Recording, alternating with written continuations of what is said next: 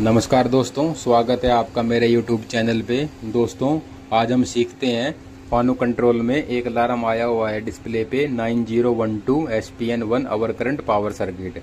दोस्तों, ये जो अलार्म आया है यह किस वजह से है और इस अलार्म को हम कैसे दूर करेंगे इस वीडियो में बताएंगे। दोस्तों, फानो कंट्रोल में कुछ सीरीज में क्या है, SP पहले आता है और 9012 बाद में आता है, तो वो अलार्म भी सेम है और ये भी सेम है। तो इस अलार्म को चेक करने के लिए हमको सबसे पहले जो हमारी स्पिंडल की ड्राइव होती है उसमें देखना होता है कि क्या नंबर आया हुआ है। दोस्तों, यहाँ पे हमको 12 नंबर दिखाई दे रहा है स्पिंडल की ड्राइव में। दोस्तों, 12 नंबर हमारा अवर करंट का ही है। अब हमको पता तो चल गया है कि हमारे ड्राइव पे 12 नंबर है।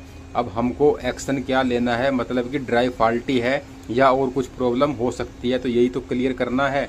तो इस चीज़ को क्लियर करने के लिए हमको 3-4 पॉइंट मशीन में और चेक करने होते हैं। उसके बाद हमको तभी पता चलता है कि हमारी ड्राइव फॉल्टी है या और कुछ प्रॉब्लम है।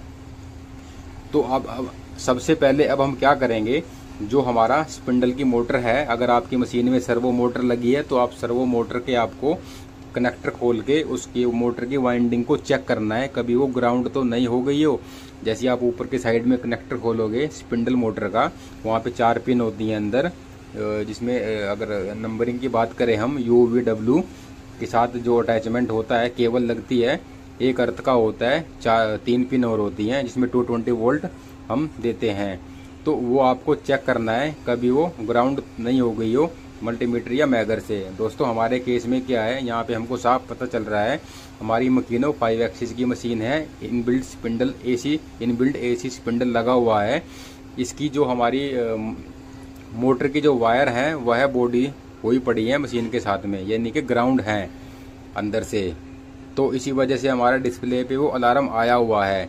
अगर आपने चेक कर लिया है आपकी सर्वो मोटर भी सही है बिल्कुल, उसमें कोई मतलब मल्टीमीटर से या मैगर से आपने उसको पूरा चेक कर लिया है उसकी वाइंडिंग को, तो उसके बाद आपको क्या करना है, सेकंड स्टेप, आपको स्पिंडल को हाथ से घुमा के देखना है कभी ये जाम तो नहीं है। अगर ये जाम होगा तब भी प्रॉब्लम आएगी।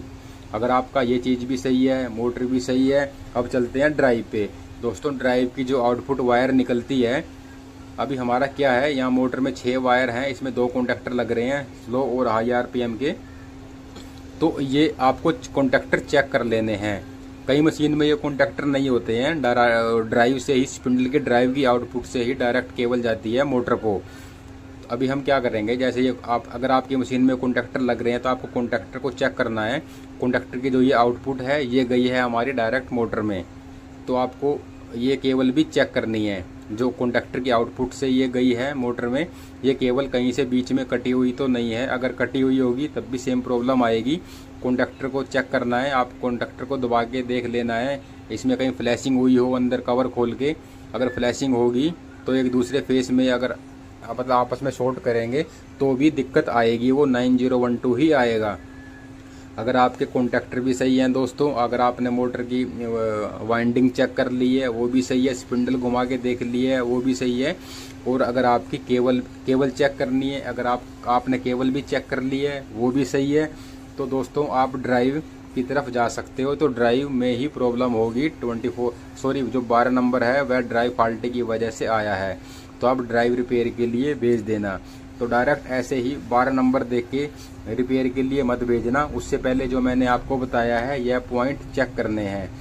अगर आपने यह चेक नहीं किए और ड्राइव को भेज दिया रिपेयर के लिए, दोस्तों ड्राइव आप फिर लगाओगे, लगाने के बाद वो सेम प्रॉब्लम फिर आएगी, क्योंकि प्रॉब्लम तो हमारी और कहीं थी ना, जैसे कि हमारे इस केस में थी हमारी स्पिंडल की वाइंडिंग में प्रॉब्लम है, तभी 12 नंबर आया हुआ है। तो थैंक यू दोस्तों।